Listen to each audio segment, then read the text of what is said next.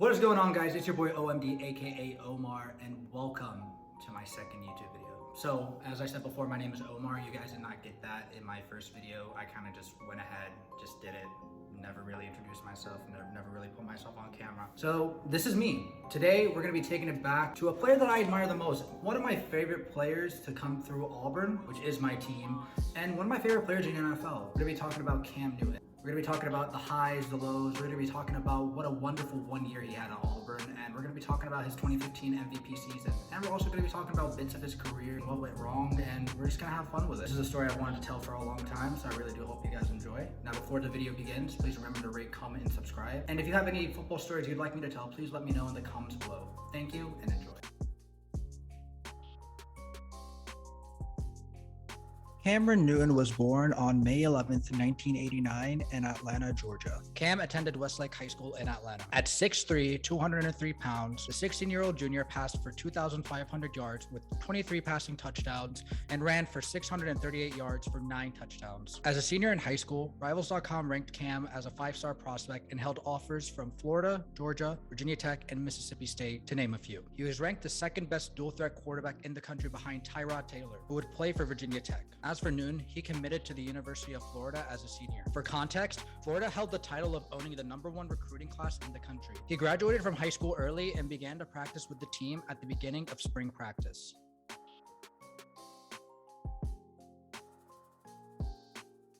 In 2007, as a freshman, Newton won a spot as a backup for eventual Heisman Trophy winner Tim Tebow. He played in 5 games and threw for 40 yards on 5 of 10 passing attempts, and also rushed for 103 yards on 16 attempts and 3 touchdowns. During his sophomore year, before the season opener against Hawaii, Newton suffered an ankle injury and decided to take a medical redshirt that season. But then, things went from bad to worse for Newton. And on November 21st, 2008, he got arrested for suspicion of stealing a student's laptop. He received a temporary suspension during the investigation and then was suspended altogether by the team after a computer was found in his possession. Then it was settled. Before Florida's national title game against Oklahoma, Newton announced his intentions to transfer out of Florida. After completing a court pretrial diversion program, the court dropped the charges against Newton.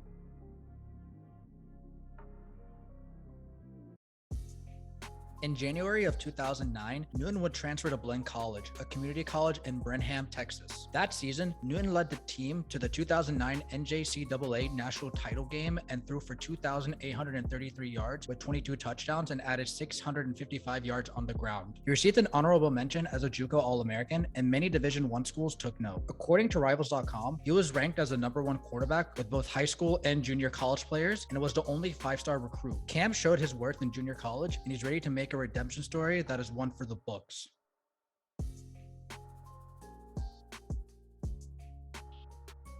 Cam arrived on campus and was named the starter for the Auburn Tigers. In his first game against Arkansas State, he showed why he got ranked as one of the best dual-threat quarterbacks in the country. Newton went 9 of 14 for 186 passing yards and 3 passing touchdowns. He would also add 171 yards on the ground with 2 rushing touchdowns. After that performance, he would receive SEC Offensive Player of the Week honors. Then, on September 25th, 2010, against the South Carolina Gamecocks, Cam Newton had his breakout game. First down at the 46-yard line. Newton rides it to him and then takes it himself. Broke a tackle, puts his hand on the grass and down the sideline. Newton got there, touchdown. Newton completed 16 passes for 158 yards and 2 passing touchdowns, 76 rushing yards on 25 attempts, and 3 rushing touchdowns. Then the following week, Newton would lead Auburn to a victory over Louisiana Monroe 52-3. He threw for 3 passing touchdowns, and one of them went for 94 yards. It is still the longest touchdown pass in Auburn football history. After that, the Tigers won in gutsy fashion against Kentucky on the road and at home against Arkansas.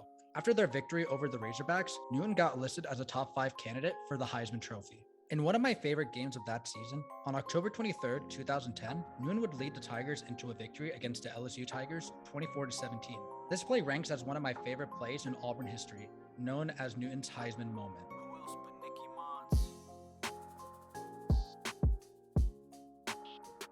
Headsets, they got everything. Newton up the middle. No, I'm sorry, goes right. Still loose. Oh, did he accelerate? How about Oh, my that? goodness. Touchdown, Auburn.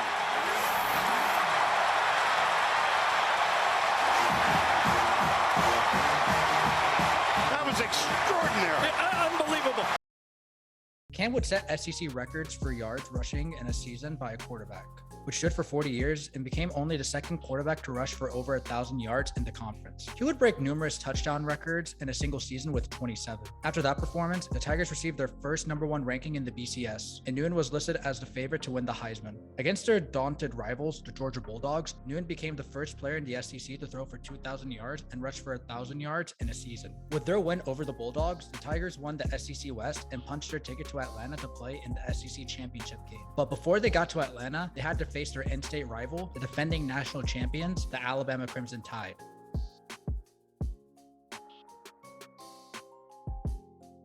Before there was 28-3, there was the comeback. The Tigers were off to a slow start and were down 24-7 at halftime. But then, all that changed in the second. Known as the comeback, the Tigers come back from a 24-point deficit and is the largest comeback victory in the program's history. Cam would be accountable for 13 of 20 passes for 216 yards and 3 passing touchdowns, along with a rushing touchdown on the ground. He would end the regular season throwing for 148 completions for 2,254 yards, 24 passing touchdowns, and 6 interceptions, along with 1,336 rushing yards for 18 touchdowns on the ground and a touchdown reception. What else can this guy not do? There is one more step though, facing a familiar opponent in the SEC championship game. Before the SEC title game and during the second part of the season, Nguyen got involved in a controversy that includes allegations that his father, Cecil, sought funds from colleges in return for his son to play football. According to officials from Mississippi State, they stated that Cecil said that a scholarship was not enough to bring his son to play for their university. The cost for Nguyen to play at Mississippi State would be in the ballpark of $100,000 to $180,000. Auburn would cooperate with the NCAA that they were not involved in the scheme and that Nguyen was eligible to play without any restrictions. After the NCAA found that his father did try to solicit Mississippi State to pay for Nguyen to play there, the Tigers would file for Cam to receive his reinstatement. The NCAA quickly reinstated Nguyen, making him eligible for the SEC championship game. Cecil received a ban from Auburn due to his actions, and the NCAA cleared Cam's eligibility to win the Heisman. On December 4th, the Auburn Tigers were in Atlanta for the SEC championship game. We're looking to spoil the Tigers' national title hope. But this is what the Auburn Tigers were talking about, and they're a different team from the last time they played. The Tigers would steamroll the Gamecocks 56-17, clinching their first SEC title since 2004, and that set the record for most points scored and the most significant margin of victory in an SEC title game. Nguyen was named the MVP of the game and had one of the best games of his college career, completing 17 passes on 28 attempts for 335 yards, 4 rushing touchdowns, and added 73 yards on the ground with 2 rushing touchdowns. Nguyen would win the 2010 Heisman Trophy by a landslide, and now the Tigers shift their focus on playing in their first BCS National Championship game against the Oregon Ducks.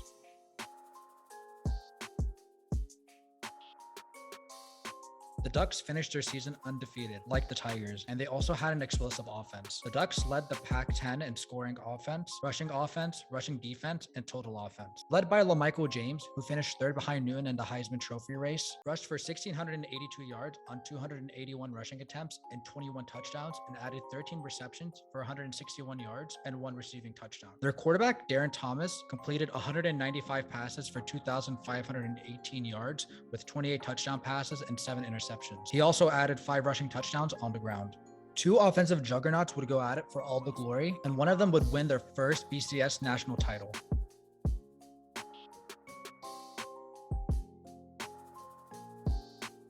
At the start of the first quarter, the Tigers and Ducks are deadlocked at 0-0. This game had me on the ropes, and both teams looked even. But we got this far. We can't lose here and have this magical season go to waste. After going down 3-0, Auburn led an 82-yard drive with Cody Burns scoring the game's first touchdown. Oregon would then respond with a touchdown of their own with a touchdown reception by LaMichael James, and also scored on the 2-point attempt to make it 11-7 Ducks. Auburn would turn the ball over on the Oregon 1-yard line, but 2 plays later, the Auburn defense came out and stopped James in the end zone, leading to a safety and making the score 11-9. Before the end of the half, Nguyen would throw a touchdown pass to Emory Blake for 30 yards, and the Tigers would lead 16-11 at the half. The third quarter started with the Tigers settling for a field goal to make their lead 19-11. The team would trade punts, and then Oregon would drive to the Auburn 1, but the Auburn defense came through with a goal line stand, ending the Ducks' drive with no points. The game would change for the Ducks for the better after a forced fumble by Casey Matthews, which would set Oregon up with good field position. On this drive, the Ducks would score a touchdown with less than 3 minutes to go, and would be successful on the 2-point attempt to make the score 19-all. The game's final possession changed everything for the Tigers as they drove 73 yards. This run is what set up the ending for this game. Dyer, the freshman, is wrestled down at the 46-yard line. Pleasant, and he gets back up. Dyer gets back up. Was he not on the ground? Auburn running back Michael Dyer appeared to go down, but was on top of the Ducks defender, and after review, the 37-yard gain stood.